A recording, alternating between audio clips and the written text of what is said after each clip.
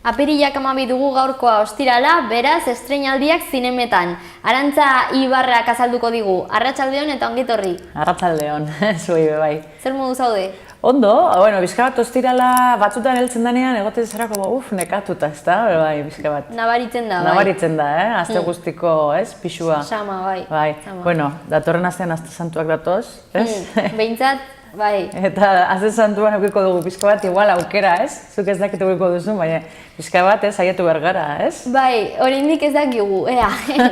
Gainera, zure kasuan neko lanpetuta, zure dokumentala esan barrunen, laburmetraiaren horrekin, ez? Laburbira...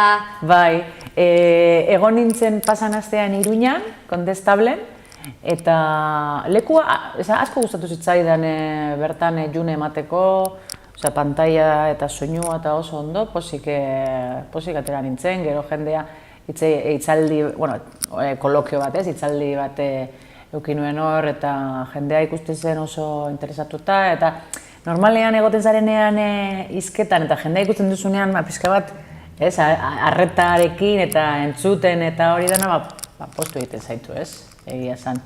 Eta gero tortzen zaizu jendea, bai pixka bat komentatzera, gero batzuk ez direnak hau sartzen igual, bertan momentuan danan aurrean esaten, gero etortzen zaizu zaten, zerbait igual film laburari juneri buruz, ez? Eta horre gauzak, eta egia esan gustura gelditu nintzen. Eta eraso imotzen bai egon nintzen, hori igandean, 30ean egon nintzen, eta izan zen beste erabateko leku bat, bertako ondoko jendea joan zen, Aizarotz, ondoko herriko asko joan ziren, eta batu zen talde oso polita gero danon artean hitz egiteko, eta iruditu zitzaidan beste era batera ez, zineari buruz hitz egiteko aproposa eta bukolikoa bai, animaliz, gainera juren ikusten dira oioak, ikusten dira katuak, baserri bat dago hor, eta lekua bai izan aproposa ez, hori emateko. Orduan, Iruñaren txanda iritsi zen mundu osotik buelta horretan, ez? Bor badabilelako... Hori da, ebili da hain leku askotan, gero Iruñan egotea ematen du, pixka bat, apostasuna, ez? Esan da, ia, amaiera ez dakit, baina bentsat amaitzen bezala, ez? Juneia maiatzean, hasi zen, aurre estreinua izan zen Fant zinemaldian, hor aukeratuta sail ofizialean egon zen, eta hor izan zen pistolatazoa, azten danean film labur bat oinez, eta ja maiatzen orain egingo du urte bat. Eta badakizu film laburrak eta urte bat egoten dira, eta batzutan mugitzen dira asko, batzutan ez, Juneren kasuan pozik nago ze asko mugitu da mundu guztian, Indian, Hego Ameriketan, Ipar Ameriketan, Afrikan, leku askotan egon da, ez? Eta orduan, maiatza heltzen ari da, eta parte batetik batzuk esaten dira, eta noiz egongo da interneten? Noiz ipiniko duzu interneten, jende guztiak nahi duelako ikusi, normala dan bezala, hor errestasunarekin, ez? Eta, gitxi falta da, ja, entzat urtea egiteko. Eta ibilbide polita?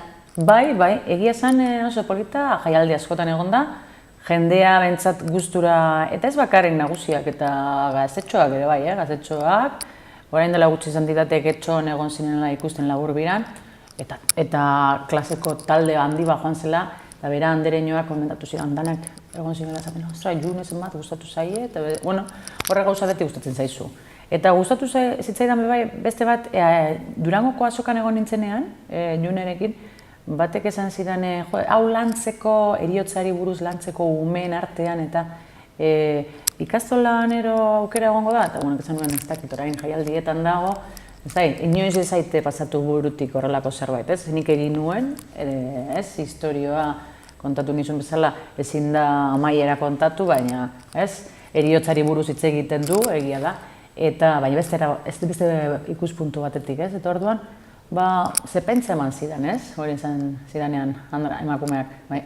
Baina egia da, zure kasuan, bai lotura izan duzula, umeekin, umeendako idatzi egin duzulako, hainbat liburu... Hori da, aber egia da, nik june idatzi nuenean, pentsatuta neukan, ezke asko usatzen zait, umeen munduan murgiltzea. Eta ez dakit zergatik, hori ondo mote, da gauza bat errestasuna daukadala, ume munduan sartzeko, igual ohituta nagoelako, ero fantasia asko daukadalako, ez daki zergatik dana, baina... Eta dei hori daukazula, ez?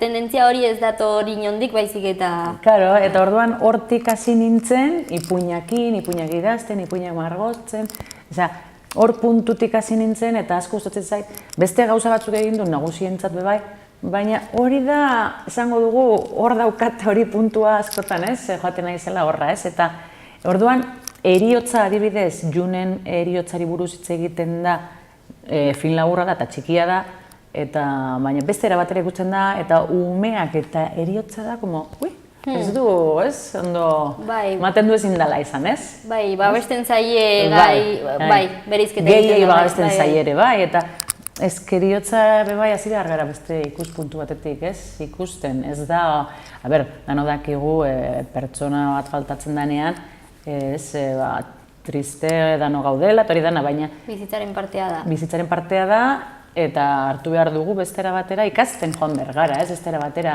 hartzen, eta orduan da, lantzeko eta hori iristen zaitu, bai, ondo egon aldela.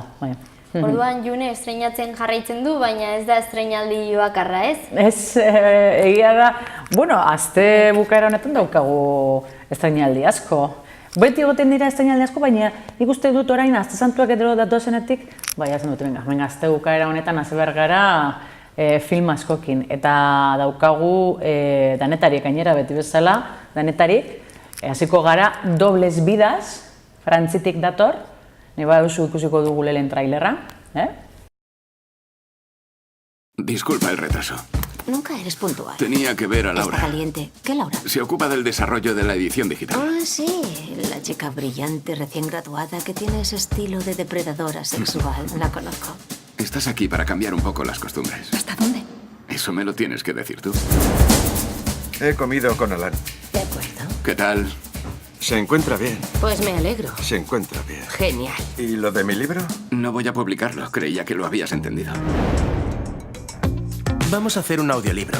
Pensaba en pedírselo a Catherine Deneuve. Por lo visto es simpática. Punto final. Toco madera. ¿Sabes? Es como Thomas Bernard, que publicó Extinción y se murió. ¿Los escritores tienen derecho a inspirarse en personas reales? He leído tu libro. Sí, se me conoce. No es muy difícil identificarme. Bueno, visto así, toda ficción es un poco autobiográfica. No me gusta cómo habla de las mujeres. ¿Qué es lo que te molesta? La trata como un objeto. A lo mejor a ella le gusta. ¿Estás seguro de que Alan no se ha enterado? ¿Crees que sabe algo? ¿Crees que es su manera de vengarse? ¿Me estás engañando, Leona? ¿Por qué dices eso? En una pareja el deseo no es el principio y el fin de todo. ¿Prefieres vivir en la hipocresía? No es hipocresía, llevamos 20 años casados.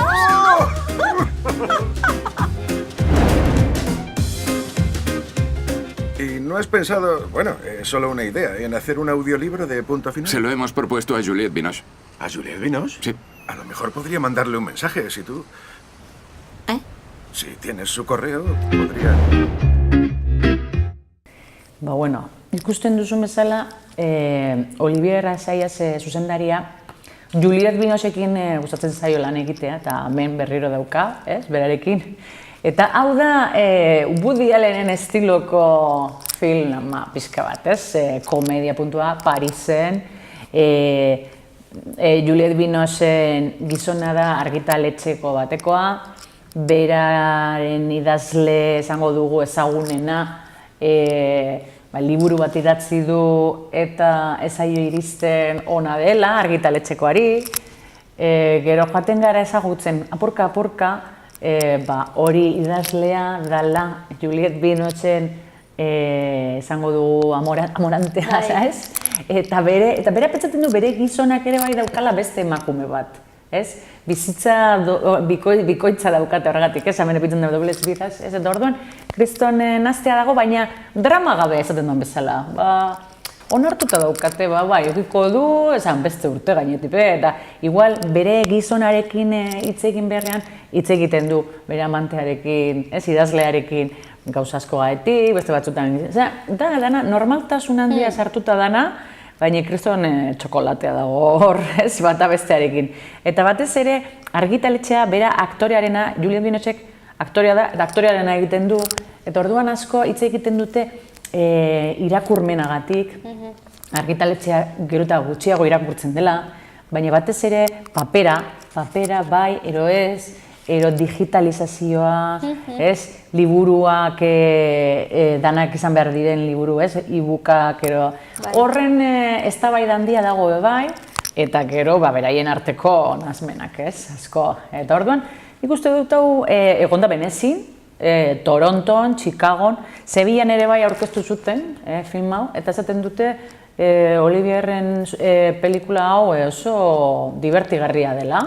Gustatzen zaio nahi daukanak elkarrizketa asko eta bueltak eman, eta badakizu Woody Allenek egiten duen estiloko puntuan, baina frantziarra, ez? Zango dugu, niri hau zuzendaria gustatzen zait asko, Bai.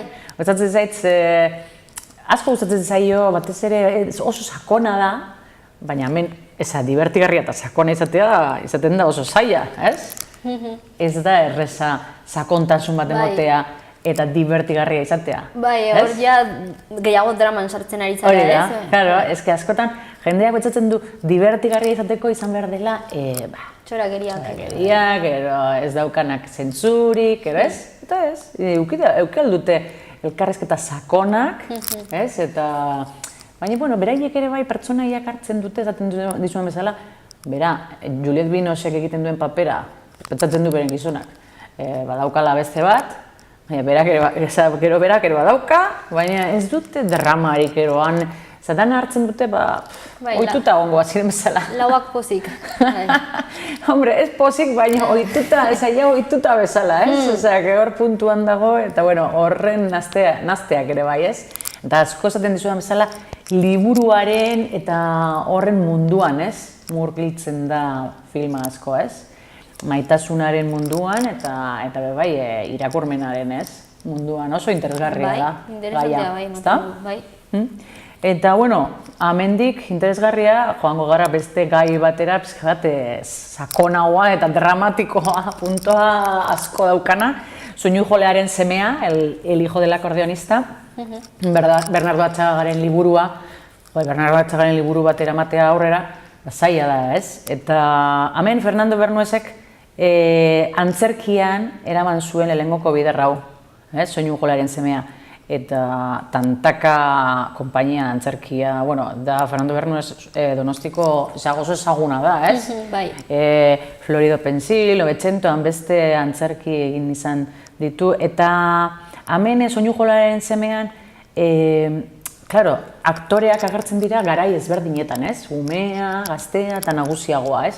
Orduan aurkitzea horren beste pertsona, lagun bi, ez? Beraien artean, biak egon behar direnak, hiru garaietan aurkitzea horrek aktoreak eta euskeraz, eta oso zaila izaten da, ez da lan erraza, aurkitzea lehen, itxura bateko, eta euskeraz jakitea, eta orduan ikusten dut castinga eta hau egiteko, eta oso zaila eukiko zuela hau lortzeko, eta Huelbako jaialdian aurkeztu zuten, Eneko Sagardoi, Xabier Perurena, hemengo ezagutzen duzuen bezala, bueno, aktore asko daude ezagunak ere bai. Eta orduan, bueno, dano dakigun bezala, bi lagun umetatik, Obaba herrian, eta bebain nazten da Kalifornia, zelan bat David deitzen dana ez, joaten da, pixka bat iez bezala ez, Kaliforniara, beraien arteko banandu egiten dira ez, honek lagun biak eta militarrean sartzen dira, eta bueno, horrek eramaten dien ez, arazoak eta gauzak. Hau dana, gero konturatzen gara Daviden aita dela akordeonista, ez? Akordeoia jotzen duena, baina bera zelan konturatzen danean, ez? Frankismoari, ez? Laguntzen ari dela, eta orduan berentzako hori oso gogorra izaten da, ez? Eta hortik aurrera azten da, ja, pixka bat, ez? Sartzen gero eta gehiago, ez? Bietatik bat, politiko ideologia puntu gehiagoan, eta bestea pixka bat militar puntu gehiagoan, ez? Orduan, hombre, da pelikula sakona, oso zaila, ez? Hau gaia daukan filmak, beti jendea gotzen da pixka bat, ez dakit zaren zan, baina ez dakit, batzuk ezin dute ikusi, beste batzuk bai, batzuk, ez? Oraindik zauri asko daudela, orain dela gutxi gertatutako zerbait da, eta oraindik ondorioak eta daudenez ez... Horregatik, ez da erreza. Ze beti egoten da parte bat, egoten da beste bat... Ez da erreza pelikula bat egitea gai honetaz, ez? Eta adibidez, bera zuzendariak esaten du elkarrizketa batean, naziak eta berak ikusi zuela elkarrizketa bat, ez dakit berak egin zuen, ikusi zuen elkarrizketa bat naziak eta beraien semeak eta hitz egiten horri buruz, Hitler eta pasatu zen gauza guztiei, naturaltasun bateaz eta pasatuta, eta beraiek bestera batera ematen dute. Alemanin hori daukate, baina ohituta daude hitz egiten horri buruz. Bai, barkamen ofizial bat eskat, bai. Ezberdina da, bai, ez dakar zer ikusirik gauza batek bestearekin, ez? Nik uste dut, baina... Baina nola eraman den gaia ere ezberdina izan da. Ezberdina izan da. Eta hemen kasuan nik uste dut, pelikula bat egiten denean, honi buruz, jende asko ez du nahi ikusi, beste batzuk ikusi nahi dute, gauza asko goten da naztatuta hor, ezta? Baina hala ere interesgarria eta batez ere egokitzapena ikusteko ez liburutik... Bai, nik uste dut horrelako gaiak eta egin behar direla, bai, jendeak ikusteko, bai, beste ikuspuntu batzuk, ezta? Ikuspuntu asko daude honei buruz, eta baina danak ezagutu behar dira, bai, ez bakarrik bat, ezagutu behar dira ezberdinak. Eta adibidez, kritika batzutan batzuk esaten zuten, ez? Ez zuten inoiz pentsatzen etakoak igual horrelakoak izan alzirela, ez? Beti hor daude batzuk karikatura bat hartzen dute horri buruz, eta pum, segiduan, ez? Bai. Esaldi xume bat epintzen dute, eta karikatura bat, hau da, terrorista... Bai, hitz egin behar den gai bat da, azkenean hor ustea, azkenean egiten duena da hori, oraindik areagotu, aurre iritzi horiek edo... Bai, baina, bentsat nik uste dut irekita egon behar garela gauza asko hori buruz, hitz egiteko eta ikusteko, ez? Baina oraindik asko falta da nik uste dut horra puntura heltzeko, baina, bentsat jende askorek ikusiko du nik uste dut, ez? Goazen ikustera nahi baduzu trailerra.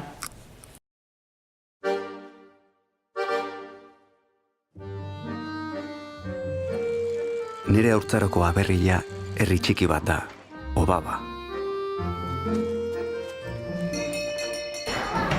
¿Y tú cómo te llamas? David. ¿Tu padre toca el acordeón? Y él también, es un artista. Umean nintzela, zerrendak egiteko ohitura nuen, zerrenda sentimentalak nire amaren hitzetan. Zerrenda hartan aurrena, Joseba, nire laguna. Eta Josebarekin batera, lehenengo leku hartan, Lubix. Bihar joango dituk.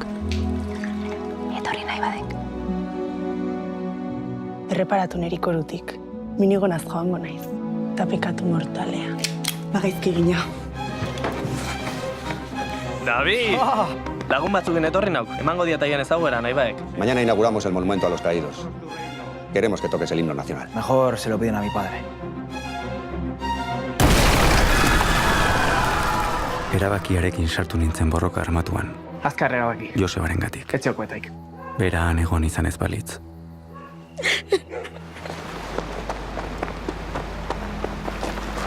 Edo atxarengana sentitzen nuen gorrotuagatik.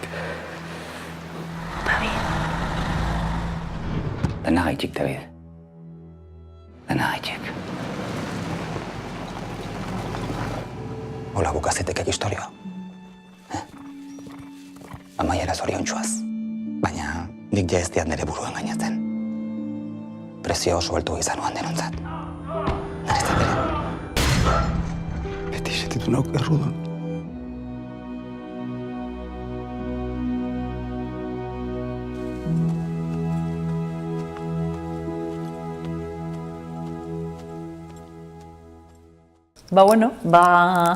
Hemen daukagu aukera euskalduna, filma, ea zelan joaten zaion, espero dugu ondo jatea. Bai. Ze gai oso zaila eta aber jendeak zelan hartzen duen. Eta orain pasako gara, Bretañan dira, Hor, kriston nazte porrazteak daude orain, ez? Bai. Baina, bueno, hemen kasuan ez, el día que vendrá, justo hitz egin dugu orain nazismoari buruz, eta hemen joango gara horra garaira, ez? 1946, James Kent zuzendariak, Keira Knightley eta Alexander Skarsgård aktoreak eramaten du, da filme bat Ridley Scott ekoizle bezala dagoela, da Ridley Scott dagoen leku guztietan niretzat dutzat, da pelikulak egiten ditu bikainak eta asko zaintzen dudana, eta hemen igarri behar da derrigor berezkoa, ze bera dago, ez, produkzioaren atzean, orduan, esaten dute oso lortua dagoela. Hemen Hamburgo, 1946an, txikituta, apurtuta dana, imaginatu, posgerran, eta orduan, koronel britaniko bat joaten da Hamburgora, hiria pixka bat hobeto pintzeko, ez? Eta bere emaztea da, Keira Knightley, eta joaten da bertara, eta ez dutena pentsatzen da, berak ez dakiena da, konpartitu behar dutela, etxeanan bizitzea aleman alargun batekin, eta bere alaba arazoak daukanarekin. Orduan, zuk imaginatu, Britaniarrak zelan bombardeatu zuten, Hamburgo eta utzi zuten txikituta dana, eta bere emaztea hil zen hor, eta horrek aldabatera bizitzea momentuan ez da erreza.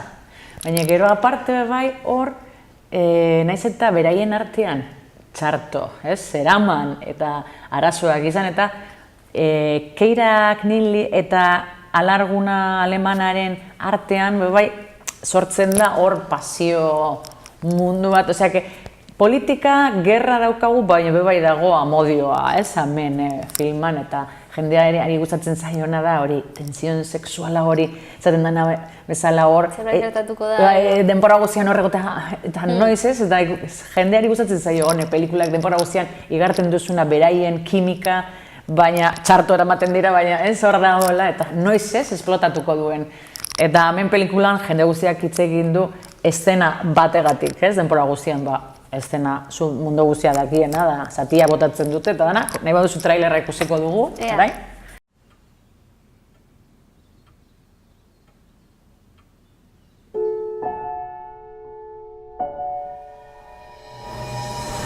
Conocerás a gente extraña en un extraño país enemigo. Rachel. Hola, Luis. Bombardeamos Hamburgo más que los nazis Londres en toda la guerra. Ha sido duro. Y para ti también. Para todos. La Comisión de Control requisa esta casa para uso británico.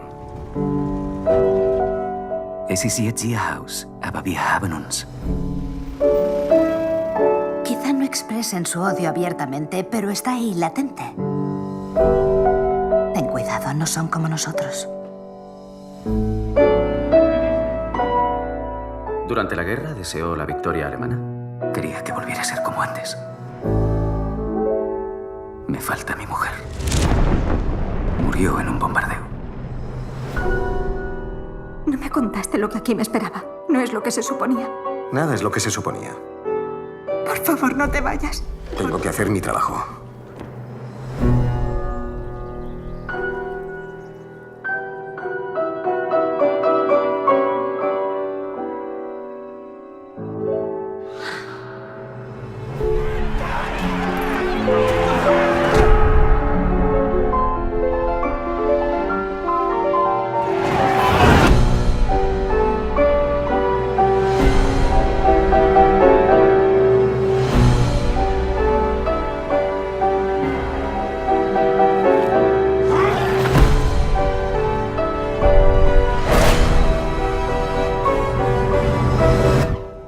¿Saldrá bien? Todo puede empezar de nuevo.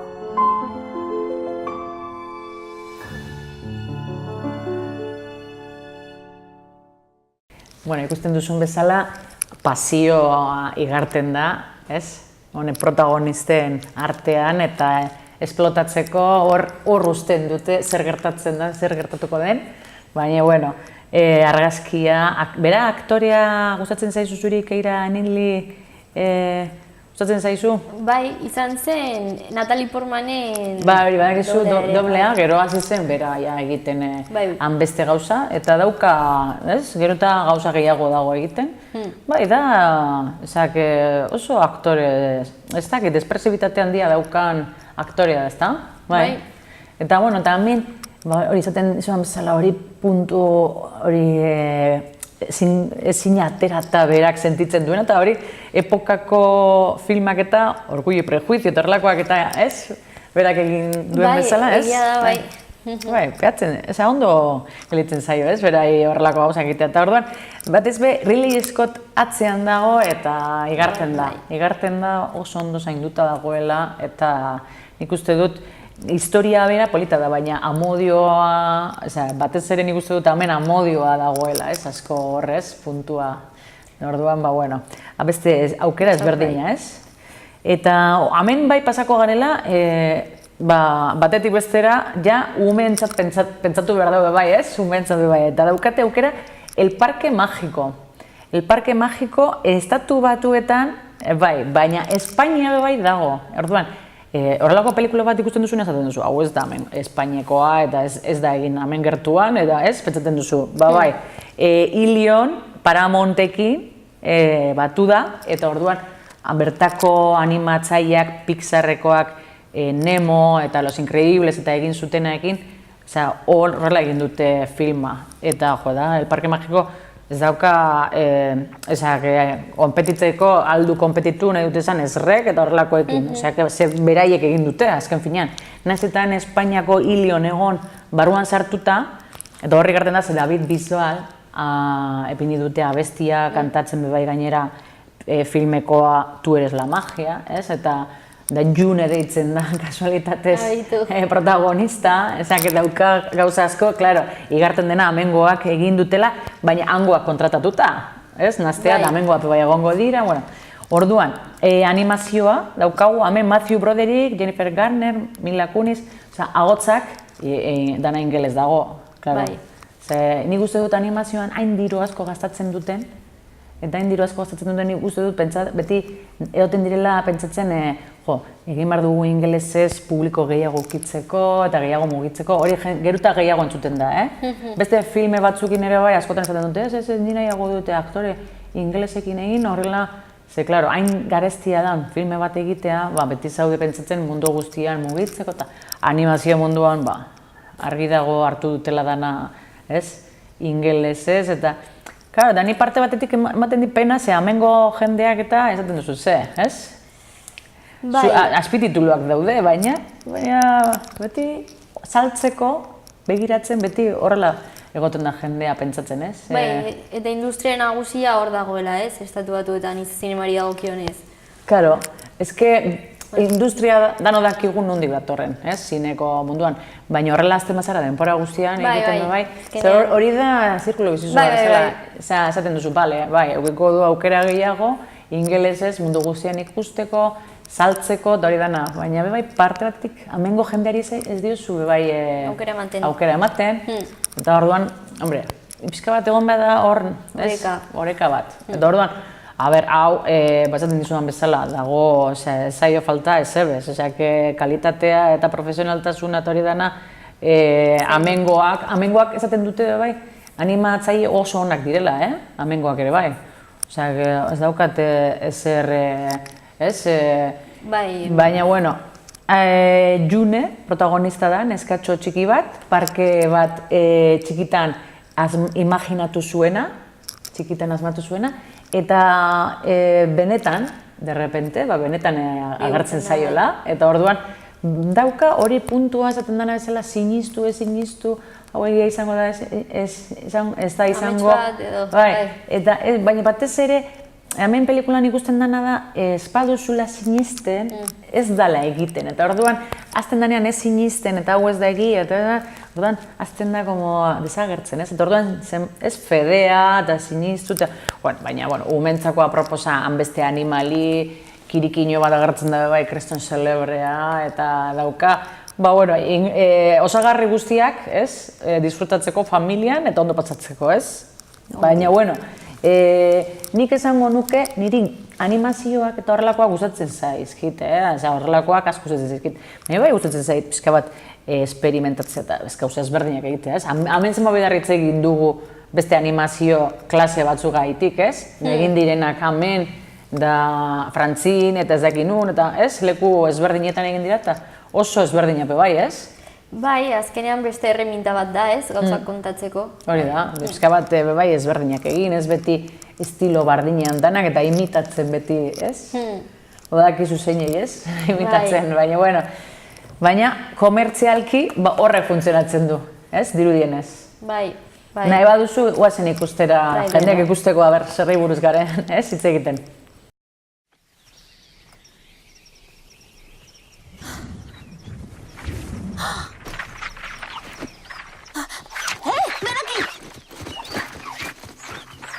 I see trees of green. Voila. Red roses too.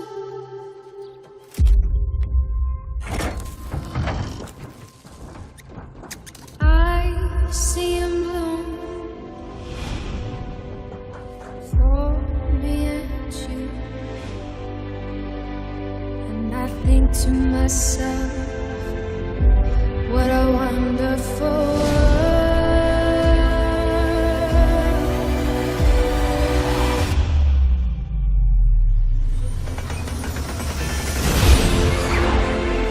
¡Alucino!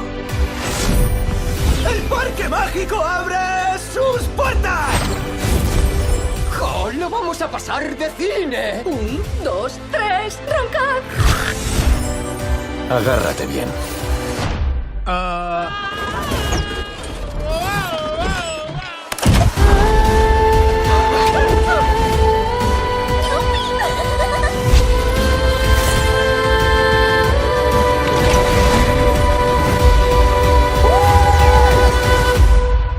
Nosotros somos la magia del Parque Mágico. What a wonderful world.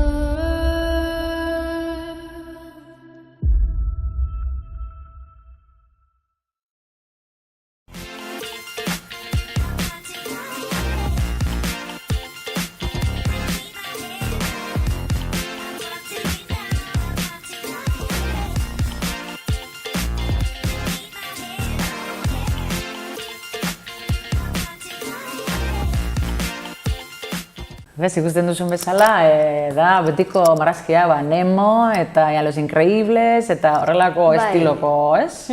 Puntua, zaten da bezala, ez? Hori ikusten da marka eta... Horre ikusten da marka. Ondo iristen zait, niri gustatzen zait. Baina bebai, pixka bat, eman behar saio bebai, ez? Beste batzu bebai, huelta. Eta orduan, amendi pasatuko gara, bebai beste filme bat, parte batetik pentsatuko, jendea pentsatuko du, umeak ikusi aldutela, baina sakonagoa da. Animali bat dagoenean beti familiarra, ez? Izaten da filma, ez? Animali bat dagoenean.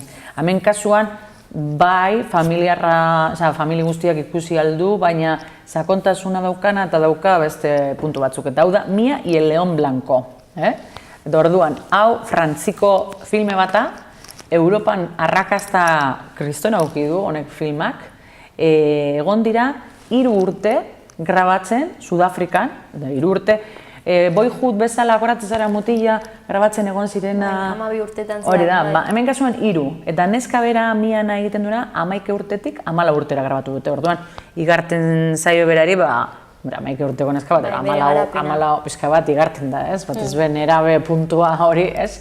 Eta bera lehoia, bebai, klaro, bera lehoia, beraien artean bebai, transmititzen dute zelan beraien artean, bai neska eta bai lehoiaren artean, ez? Joaten den, da lehoi albino bat zuri-zuria, eta lehoien baserri batean Sudafrikan gurasoak bizi dira hor, eta berak hasieran ez du pentsatzen, baina egiten dira kriston lagunak, bera neska eta lehoia, ez?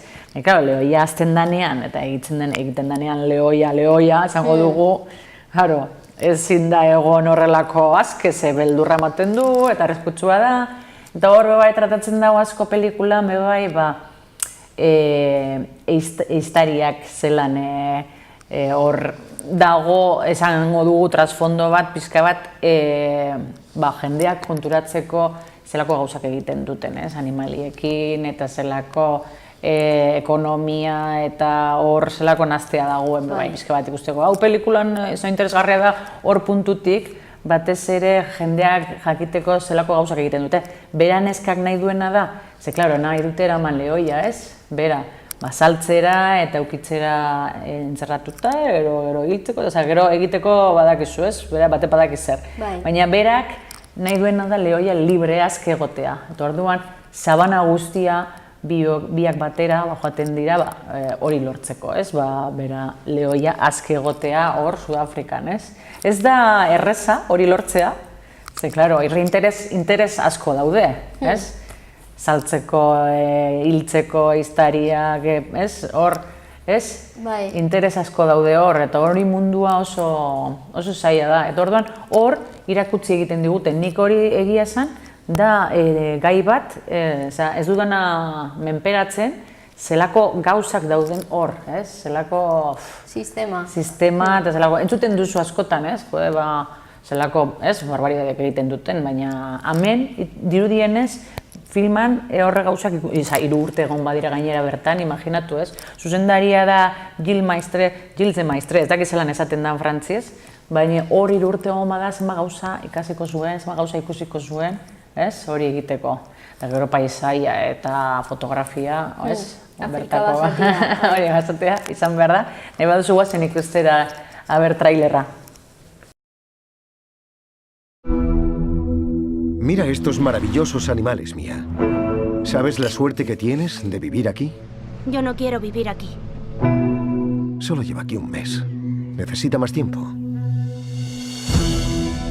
Ha nacido un león blanco en nuestra granja. Yo paso totalmente de un cachorro bobo. No necesito un amigo. Oye, deja mi pelota. Tienes suerte. Le gustas.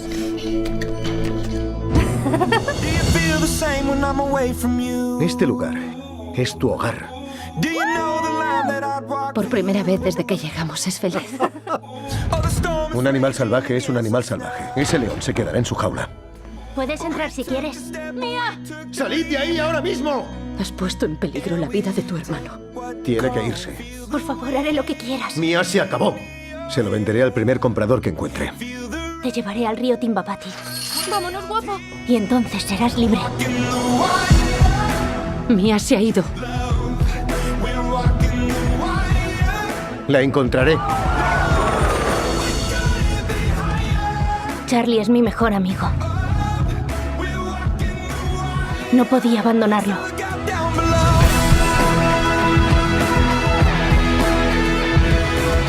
Te quiero, Charlie. Mía y el león blanco, en cines 12 de abril.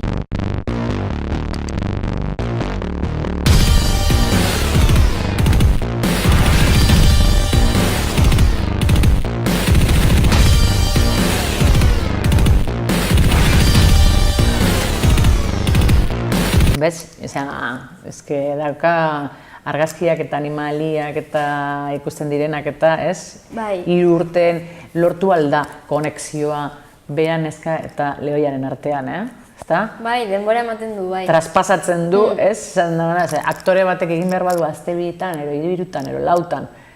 Hori ez da berdina, ez? Eta hemen bentsat hori daukagu. Eta orduan, orain, hemendik pasatuko gara, ez daukan zer ikusi, danetarik gaude ikusten, baina orain nera behentzat dator, ez, filma. After, aquí empieza todo. Orduan, claro, nera behentzako bai egon behar da, ez, aukera, ez, bai. Eta hemen daukagu Jenny Gage zuzendariak aurkezten du, baina hau, ez dakit entzun da daukasun, Anna Todd Wattpad da, plataforma bat, aplikazio bat bajatzen duzuna, eta jendeak idatzi egiten du hor eleberriak, eta, doainik, hor idazten dute. Da honek, Anna Toddek gaztea da, idatzi zuen One Direction Boy Band, asko gustatzen zaion, eta mutilbo gustatzen zaion One Directioneko, Boy Bandeko, kide bat gustatzen zaion hor, eta berarekin fantasiak egiten hasi zen idazten, eta hau sortu zuen. Hau errealidadean. Errealidadean, bera fantasia, da beran bizitzako gauzakin nazte egin zuen, eta hau sortu zuen, esango dugu, hau protagonistak, eta da mutil bat, pixka bat izango dugu gaiztoa, pixka bat sekretu iluna daukana, eta badakizu honek esan da Las sombras de Grey, eta horrelako puntuan, baina nerabentzako, pixka bat gaiztoa, eta neska oso ona, oso argia, hanbeste ikasten duena, eta institutora joaten da, eta bere baino urte batzuk gehiago dauka, mutila, eta hasieran txartora ematen dira, eta gero bakizu kristona pasioa, amodioa, eta baina mutila pixka bat sufritzen dio. Betiko historioak izango dugu, baina nerabentzat, Las sombras de Grey horrekin puntuarekin jarraitzen, eta krepuskulokin hasi zen saga, honen mutila pixka bat ilunak, eta eramaten. Eta orduan, ana toda Wattpaden esaten dizudan bezala, kriston arrakasta ukidu. Zuk imaginatu zenbat gazte egongo dinora idaztenan horrelako aplikazio, doainik dan aplikazio baten, ze horrelako gauza gertatzen badira, esaten duzu. Idazleak orain ez dute argitaletxeetan eta liburuak ateratzen, baizik eta orain internetan idazten dute, eta norbait fijatzen bada, milaka daude hor idazten, Bai, kompetentzian ditu da, baina bideak ere. Bideak ere, gero jendezkorek daude kontra, bai horrelako aplikazioen kontra, esaten dute, bai, nik hori bai bilartzen dute, dana doainik, idatzi doainik, dana doainik, nora helduko gara, bai, Bai, kontrolatzeko bai zailagoa. Zaila da, ze askotan doainik eta doainik idazten duzute, beste batzuk idazten dutenak eta nahi dutenak bizi horretaz. Bai, eta kalidadearen mugak ere hor da, bai. Bai, zaila da, baina bueno, nahi baduzu guazen ikustera trailerra.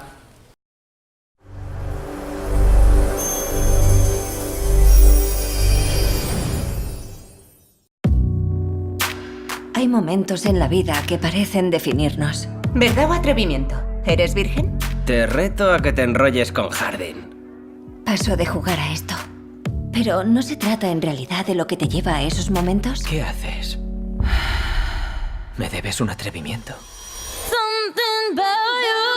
A ver, ¿cuál es su historia? Ten cuidado, Hardin es complicado. ¿Qué estabas soñando?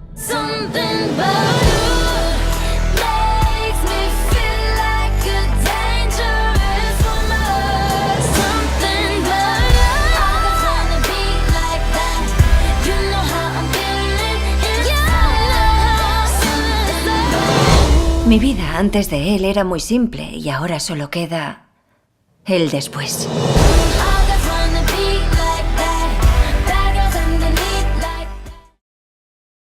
Bueno, ikusten duzun bezala hori, ondo pasatzeko, nerabeak eta, ez dakit zer esan, zenetik nerabea, eskotan esan duzu, ikusten duzu horako bat, eta telebiztan ikusteko pentsatzen duzu, ondo pasatu aldut, baina ziur nago nerabeak ondo pasatuko dutela, Bai, beste aukera bat. Ezta? Hor dago beste aukera.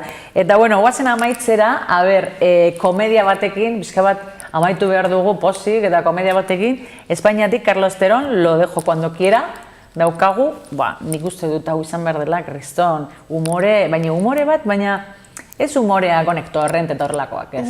Bizka bat umorea argiagoa, zango dugu, ez. Honek Impavido eta Esportu bien egin du zuzendariak, hemen agertzen dira 3 aktore oso ezagunak, hiru, gero Ernesto Alterio nirian beste gustatzen zaidala, Ernesto Alterio dauka papel bat hemen, baina mafioso diskotekakoa, kriston papera, hemen agertzen da David Verdaguer, Ernesto Sevilla eta Carlos Santos. Eta beraiek egiten dutena da, daude, 30 urtera heldu behar dira, batek lana galdu du, besteak emazte gaia, danak daude pixka bat, eta zaten dute, ez dugu, ikasten eta ikasten egon gara, orain dana desastre, ez dugu irabazten dirurik, ez dakize, eta batek pastilla bat, postasuna ematen duena asmatu du, eta proba egiten dut, eta zenera ja bizka bat,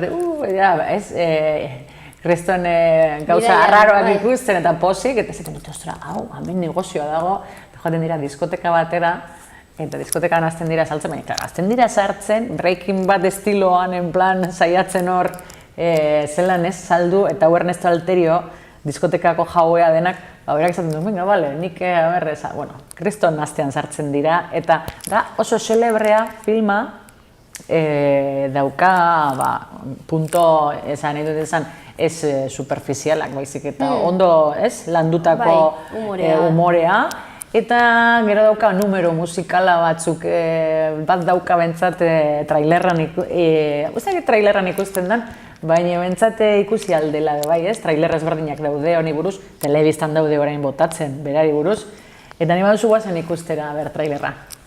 El 23% de los profesores universitarios cobra menos de 500 euros al mes.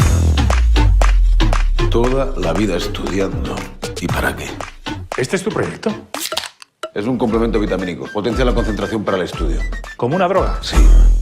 ¿Pero qué haces? Se nos han pasado los 20 sin pegarnos una juerga. ¡Que no se nos pasen los 30! ¿Qué haces? ¿Y ahora te toca probar a ti? No, en 1 millón de años... Venga, que viene el avión. Oye, coméntalo. ¡Arturo!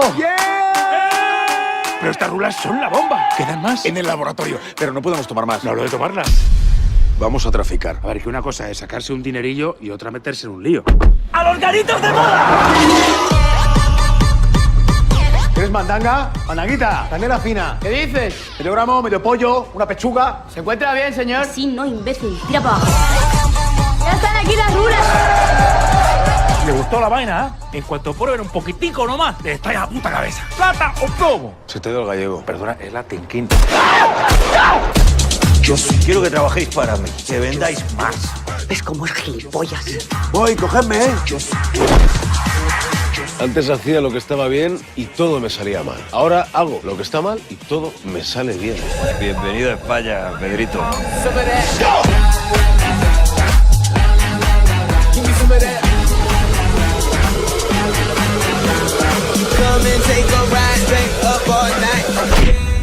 La clase acaba de empezar. ¡Bum! El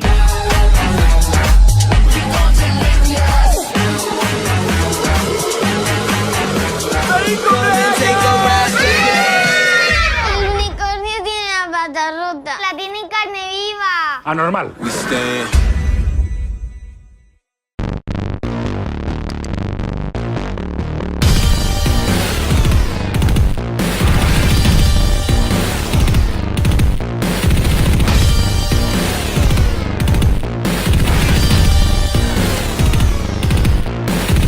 Bueno, ikusten duzun bezala, ez, divertigarria moten du, ez? Bai. Italiar remake bat da, Esmeto cuando voglio. Osea, que italiar remake bat da, eta dauka itxura gordo eta, totolo eta mea gordo y flakoko punto gagak bai dauka, eta ez, komedia umore totala da, eta ondo pasatzeko nik uste dut horrelakoak bai behar dibela. Bai, umorea beti ongi dator. Osea, que bueno, hemen daukazu aukera ezberdinak, zer iruditzen zaizu?